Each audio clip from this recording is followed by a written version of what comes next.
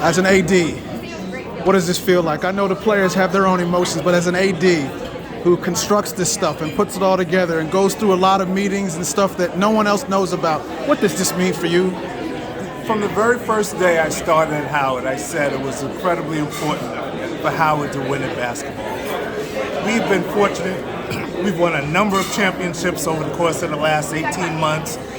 Volleyball, swimming, track, softball, women's basketball, but getting an opportunity to play in the men's basketball tournament, which is probably the highest honor in NCAA collegiate sports, is incredible. And this has been our goal, one of our goals, and it's great to be able to check that box. Yeah. So I'm incredibly excited. Right, and it's like a two-part joy. One, you cut down the nets, but two, you don't have to wait. You don't have to sweat or anything. You know you're going to be in and just wait for your name to come up. And that is a great thing. And I tell you what, we also, the fact that we're not in the play-in game, but we're actually in the tournament, right? That's significant. Yeah. That's the committee recognizing that Howard had a great year. We won the regular season championship. We won the tournament championship. We beat some good teams along the way. We beat some good teams on the non-conference schedule, right? So getting into the tournament is well-deserved. Yeah. To hear alumni, some famous, some just run-of-the-mill, just posting stuff, the pride that HU now has. I mean, could you talk about how the influx of just something like sports can bring the whole community together? I think it's cliche. I hear people say it all the time that athletics is the front door of any university. It's the porch, if you will, of any university. But for us, right, our academics has always been, part of our leading tool, if you will, to promote our university. We have great alumni. We have a great culture. We have one of the most historic social backgrounds of any institution in the world. Right? But having athletics now become a part of that story, another part of the history and tradition of the culture of Howard, that's important, right? And I'm really excited to be a part of that. Yeah. Some of the players said when they saw Kansas come up, they're like, we ain't scared of Kansas, we have to play basketball like everybody else. Are you kind of like, we ain't afraid of anybody either? Does it kind of spill over into the AD a little bit too? Listen, the competitor in me is not scared of Kansas. However, I understand they're one of the top teams in the country, and they deservedly so.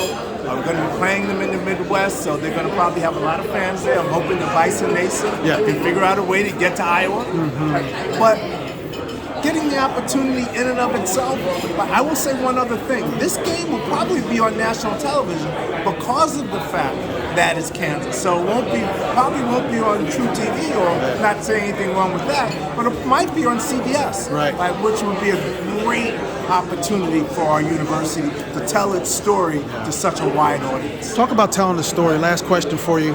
I do some stuff for HBCU Go, and the resurgence now, first with Dion, and then you have Chris Paul going to Winston-Salem, and Kevin Durant giving money and things like that. The influx now of fun that is happening through the HBCU community. Do you feel like this is just another thing? Because all HBCUs are looking at this and be like, go Howard. Yeah, you know what? I'm happy about that. Yeah. Because I look at the other HBCUs as our sisters and brothers. Some of them are distant cousins, right? that we don't always invite to the barbecue. But we're all family, right? And we're competitors, but we're family. And so I think rising tides lift all boats, and so